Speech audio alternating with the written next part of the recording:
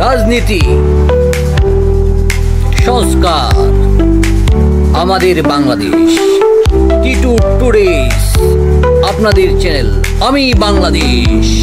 আসসালামু আলাইকুম রহমতুল্লাহ। সম্মানিত দর্শক শ্রোতা যারা আমাদের দেখছেন এবং পরবর্তীতে দেখবেন, সবাইকে স্বাগত। আমরা নতুন একটি কাজ নিয়ে এসেছি জনগণকে সচেতনতা করার জন্য এবং জনগণের মধ্যে সচেতনতা তৈরি করার জন্য। আমাদের এই উদ্দেশ্যে টিটু টুডেস চ্যানেলের পক্ষ থেকে সবাইকে স্বাগত। আজকের প্রথম পর্বে আমাদের শিরোনাম আমি বোকাচোদা, তোমরা ভোদাই এবং তিনি মহা।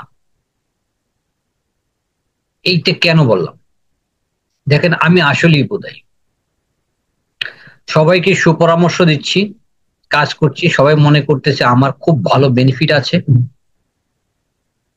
রাজনৈতিক ক্ষেত্রে আমি যে পরামর্শগুলো দিচ্ছি, যে বেনিফিট আছে, আমার মনে হয় বিশাল বেনিফিট। আমি একটা কিছু হয়ে যাব, করে যাব।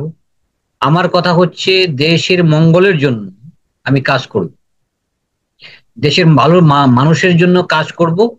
মানুষ কিভাবে, দেশের মানুষ যারা রাজনীতিবিদ, তাদের মাধ্যমে ভালো থাকে এবং বাংলাদেশকে বহুদলীয় গণতন্ত্র, বহু মত প্রকাশের একটা জায়গায় নিয়ে যাব, সেখান থেকে আমি চেষ্টা।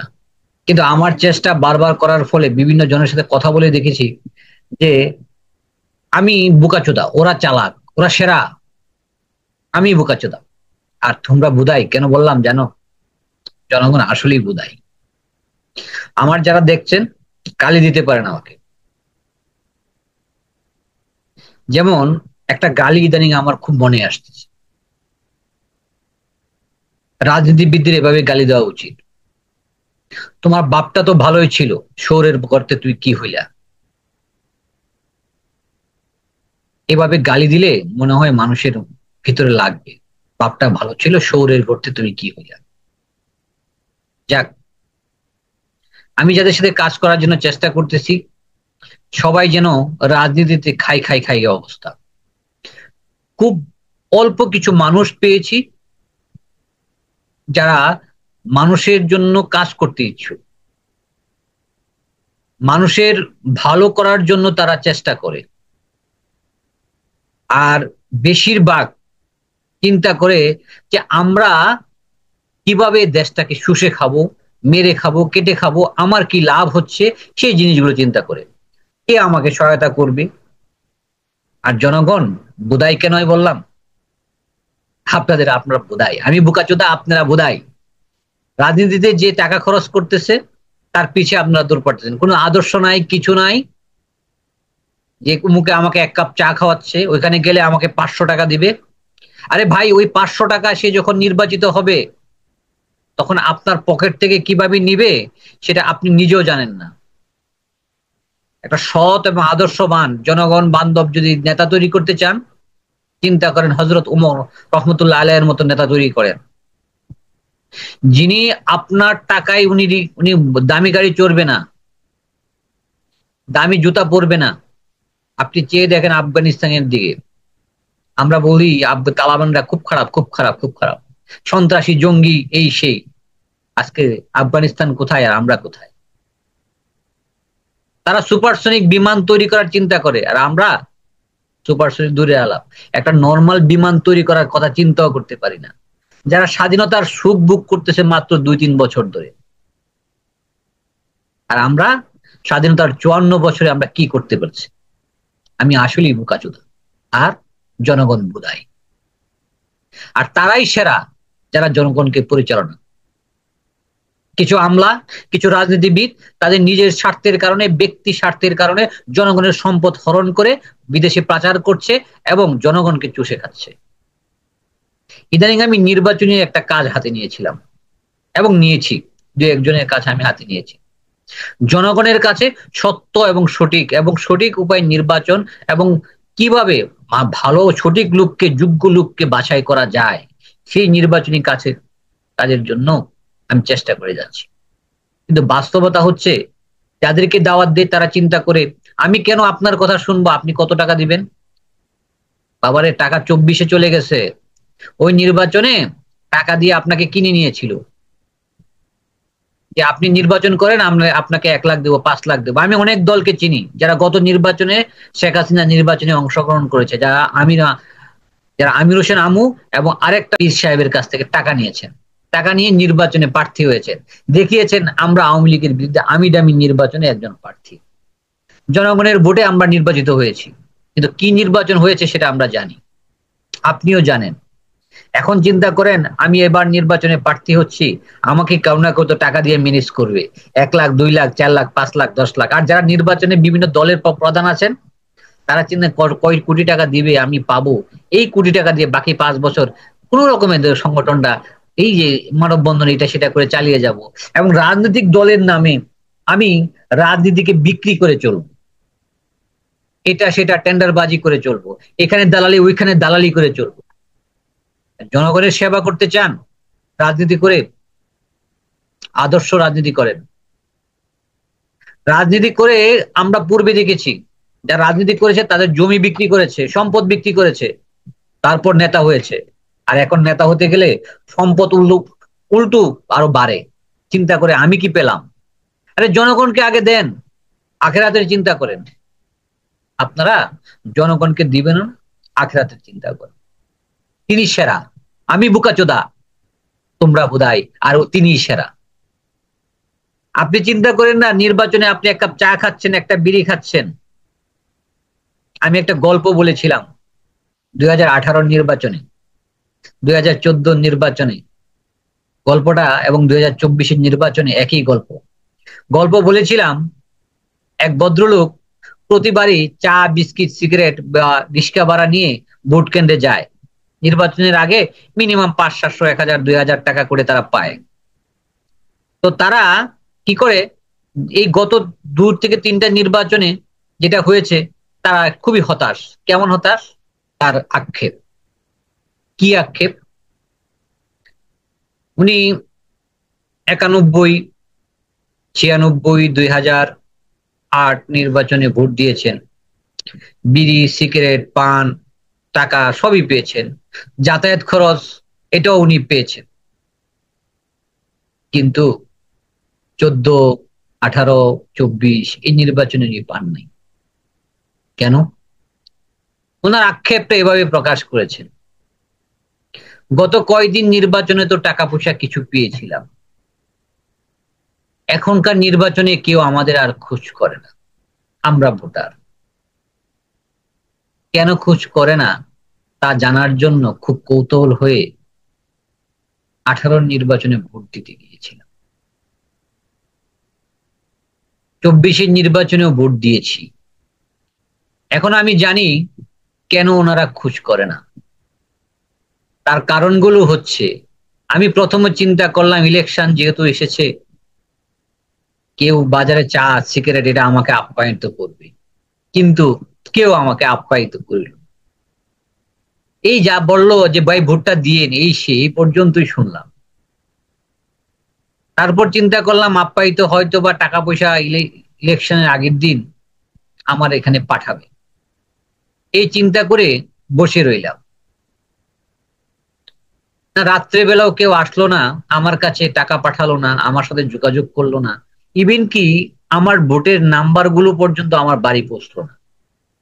আগের নির্বাচনগুলোতে আমার বাবা মাকে দেখেছি, আমিও ভোট দিয়েছি, প্রত্যেকের ভোটের নাম্বার গুলো আমার বাড়িতে পৌঁছতো, কিন্তু এইবার আর বাড়িতে পৌঁছলো না। তো সকালবেলা চিন্তা করে গেলাম ভোট কেন্দ্রের দিকে উঠে যে কি করা যায়। তো যাওয়ার আগে চিন্তা করছিলাম রিক্সা টিক্সা কেউ মনে হয় পাঠাবে, কোনো রিক্সাও দেখলাম না, নিজ পায়ে হেঁটে ভোট কেন্দ্রে দিয়ে গেলাম। আগের প্রতিটি নির্বাচনে বাসা পর্যন্ত রিক্সা আসতো, যানবাহন আসতো ভোট কেন্দ্রে যাওয়ার জন্য, এবার তার ছিটে ফোটা ওটাও নাই। যাক, চিন্তা করলাম ইলেকশনের কেন্দ্রে গেলে হয়তো বা কিছু একটা পাবো।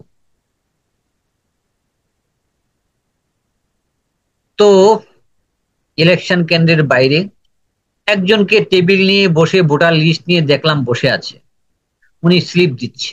তো ওনার কাছে কষ্ট মষ্ট করে গেলাম, স্লিপ চাইলাম। উনি আমাকে তাচ্ছিল্য বারে সাহায্য করতে চাইলো না, 4-5 জনকে ধাক্কা ধাক্কি করে একটু সময় নিয়ে স্লিপটা সংগ্রহ করলাম। মনে করলাম কেন্দ্রে গেলে আশেপাশ থেকে কেউ টাকা দিবে, তখন তার পক্ষে ভোটটা দিব। কিন্তু বিধি বাম, কেন্দ্রে গেলাম, কেউ আমাকে জিজ্ঞাসা করলো না। লাইনে দাঁড়ালাম, কেউ আমাকে জিজ্ঞাসা করেও না। অনেকক্ষণ ধরে একই স্থানের দাঁড়িয়ে রইলাম, লাইন আর সামনে এগোচ্ছে। ঘন্টা 2-3 ঘন্টা পরে জিজ্ঞাসা করলাম, কি ভাই লাইন কেন সামনে আগাচ্ছে না? ভিতর থেকে একজন আমার পরিচিত জিজ্ঞাসা করলো, কি ভাই আপনি না ভোট দিয়ে গেছেন, আবার কেন লাইনে দাঁড়িয়ে আছেন? আমি অবাক হলাম, তখন বুঝলাম আমার কেন আর দাম নেই। 14, 18, 24 নির্বাচনের কথা। এবারে নির্বাচন সেরকম হবে না। আপনি ভোটার, আপনার ভোটটা মূল্যায়িত হবে। একটা ভোট আপনার আগামী দেশ গড়ার জন্য উপযুক্ত।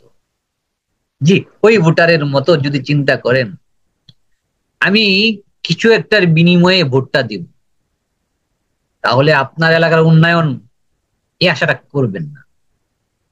ভোট আপনার অধিকার, সে অধিকার যত্রতত্র পাত্রে দান করবেন না। আপনি অন্যায় করবেন, এর হিস্সা আপনার সন্তানকে দিতে হবে, আপনাকে দিতে হবে। আপনি টাকা খেয়ে ভোট দিবেন, আবার বাড়ির সামনে রাস্তাটাও পাকা চাইবেন, এটা তো হতে পারে না। আপনি টাকা খেয়ে ভোট দিবেন, সরকারের কাছে আরো বড় বড় দাবি করবেন, চাকরির জন্য দাবি করবেন, দুর্নীতি মুক্ত চাইবেন। কিভাবে? তাহলে আমি এখানেই বলছি, আমাদের জনগণ, আমি এটা মাপার জন্য গেছি ইলেকশন ইঞ্জিনিয়ারিং নিয়ে এখন কাজ করছি। কাজ করতে করতে আমার মনে হলো এইসব নিয়ে কথা বলা দরকার, এবং বিভিন্ন বিষয় নিয়ে কথা বলা দরকার। আমি যখন কথা বলতে যাই, তখন দেখা যায় আমি বোকাচোদা আর জনগণ বুদাই, আর যারা এটা চালায় তারা সবাই চালায়, তারা মহান। তারা মনে হয় আমাকে দিচ্ছে, আমাকে কিনে নিয়ে বিশাল কিছু করছে। যখন ক্ষমতা পাচ্ছে, আঁকড়ে ধরে পিষতে, জনগণকে থাবড়ায়ে চড়ায়ে সব নিয়ে যাচ্ছে। জনগণ চিন্তা করে, এই যে নাক, আমার নাকটা তো ভালো আছে, ভালো করে চেয়ে দেখেন তো, আপনার আয়না ছাড়া আপনার নাক, বা ছবি ছাড়া আপনার নাক আপনার চোখ দিয়ে দেখতে পারেন কিনা? আপনার নাকটা কাটা গেছে। আপনার এলাকায় উন্নয়ন করার জন্য 10,000 টাকা এসেছে, আপনি জানেন। 10,000 টাকায় কি হয়? একটা রাস্তা, একটার জন্য, রাস্তার জন্য এই রিপেয়ারের কাজ 10,000 বা 1,10,000 টাকা এসেছে, এর বেশি তো আসে না, মেম্বাররা পায় না। ও যে টাকা দিয়ে মেম্বারি পাস করেছে, ওর পকেটে কি ঢুকবে? যে ঠিকাদারকে টাকা দিবে, ঠিকাদার কি কাজ করবে? একটু মাটি ফেলাবে, 2 উড়া মাটি ফেলে দিয়ে বলবে কাজ শেষ। এখন সে তো টাকা দিয়ে নির্বাচন করে জয়লাভ করেছে, তার কাছে বিচার নিয়ে যাবেন, যে ব্যক্তি বিচার দিবে এবং যার টাকা আছে সেই তো বিচারে জয়ী হবে। কোনো ভাবে কোন সূত্র ধরে তাকে জয়ী বানাবে, কারণ তার টাকা উসুল করতে হচ্ছে, কারণ সে টাকা দিয়ে নির্বাচনে জয়ী হয়েছে। আর দলগুলোর কথা বলেন, আরে নমিনেশন তো বাণিজ্য হচ্ছে, বাণিজ্য হবে, কে কত টাকা দিতে পারবে, ডোনেট করতে পারবে, দলগুলোকে তাকে নমিনেশন দেওয়া হবে। এটা আগেও দেখেছি, যখন এই এই যে আমলটা গেল, 3টা নির্বাচন, সেখানে তো আরো চরম বাণিজ্য হয়েছে দলের মধ্যে, কে বেশি টাকা দিবে তাকেই নমিনেশন দিবে। এমনও আসেন কোটি কোটি টাকা উঠেছে, দলের ডোনেশন করলে তাকে নমিনেশন দেওয়া হয়েছে। যার টাকা ছিল না কিন্তু সৎ এবং আদর্শ প্রার্থী, তাকে নমিনেশন দেওয়া হয়। কেন? কারণ তাকে দিলে তো জনগণ উপকৃত হবে, জনগণের সেবা সে করবে, দুর্নীতি করবে না, আদর্শ মানুষ হবে। এটা প্রত্যেকটা বড় দলের ক্ষেত্রে আমি দেখেছি, যারা নির্বাচনে গত সেশন গুলাতে জয়লাভ করে সরকার গঠন করছে। তাই আমি বলি, আমি বোকাচোদা আর জনগণ বুদাই, আর তারাই মহান। সামনে নির্বাচন আসছে, এখন আমরা বিভিন্ন দলে বিভক্ত। আমরা নির্বাচনে ভোট দিব, ভোটের সময় একটা কথা শোনা যাবে, কি শুনবেন? শোনা যাবে যে এই দল যে ভোট দিলে সে তো পাশ করবে না, তাহলে ওরে ঠেকাইতে হবে, এরে ভোট দাও। ভাই এই জায়গাটা থেকে আমি পিয়ারকে যাচ্ছি, ভাই পাশ করবে না এই কথাটা ভুলে যান। তার নাম ডাক, সে যদি ভালো মানুষ হয় তাকে ভোট দেন, আদর্শিক ভাবে জনগণের সেবা করতে চায় তাকে ভোট দেন। ভোট এমন একটা বিষয় যে কে পাশ করলো না করলো সেটা আপনার দেখার বিষয় না, আপনার ভোট আদর্শ এবং সৎ লোককে দেন। দেখবেন আমরা যদি সবাই নিজের জ্ঞান এবং বিবেচনা দিয়ে ভোট সঠিকভাবে দেই, তাহলে আদর্শ লোকই নির্বাচনে পাশ করবে। কারণ আমি বোকাচোদা না, আপনিও বোধাই থাকবেন না, আর তিনি মহান হলেও হতে পারবে না, কারণ তাকে জনগণের ভোটে পাশ করেছে এবং জনগণ ওনাকে বিনা পরিশ্রমে বিনা টাকায়, খালি ওনার প্রচার, ওনার ব্যবহারে, আচারে, আদর্শিক কারণে তাকে ভোট দিয়েছে। সেই আদর্শের কারণে সে জনগণের সেবা করতে বাধ্য। কোটি টাকার মালিককে ভোট দিলে সে 1 কোটি থেকে 2 কোটি, 3 কোটি, 4 কোটি বানানোর চেষ্টা করবে। একজন আদর্শ ব্যক্তি কোটি টাকা থাকলেও আপনার দিকে তাকাবে না, তার ব্যবসাকে সফল করার জন্য তাকে রাজনীতিকে ইউজ করে। একজন ব্যবসায়ীকে ভোট দিয়েন না, একজন প্রকৃত রাজনীতিবিদ এবং সমাজ সেবককে ভোট দিবেন, যারা জনগণের ভালো চায়। আপনি এলাকায় অনেকেই প্রার্থী হবে, দল নয় ব্যক্তিকে দেখুন, যে ব্যক্তি নির্বাচনে পাশ করলে আপনার এলাকার উন্নয়ন হবে। দেখেন এখন এক দল গেছে আরেক দল খাচ্ছে, আমরা এখন দেখছি স্পষ্ট। তারা যে পরিপূর্ণভাবে আসলে আরো খাবে না, সেই সিঁড়িটি কি? আপনি নির্যাতিত হবেন না, তার সিঁড়িটি কি? হ্যাঁ, আগের যে এখন যে কথাটা আমরা বলতে পারি, এখন আমাদের মুখের ভাষা বললে 10টা লোক কথা শুনবে, আর আগে আমরা কথা বলতে পারতাম না। স্বাধীনতা হিসেবে একটাই পেয়েছি, বাক স্বাধীনতা। এখন অর্থনৈতিক স্বাধীনতা পাইনি, পাইনি আমরা আনন্দভাবে বেঁচে থাকার জন্য স্বাধীনতা। এখনো কারো না কারো চাপ আমাদের ঘাড়ে এসে পড়ছে। তাই আজকের এই প্রথম পর্বে এতটুকুই বলা, আমরা বোকাচোদা নই, আপনারা ভোদাই নন, তাদেরকে মহান করার কিছু নেই। একটা ভোট আমাদের অধিকার, সেই অধিকার আগামী নির্বাচনে প্রতিফলন হবো এবং সঠিক লোকের পিছনে আমরা শ্রম দিব, যারা আমাদের কথা বলে, মানুষের কথা বলে, মানবতার কথা বলে। সবাইকে অসংখ্য ধন্যবাদ। আসসালামু আলাইকুম।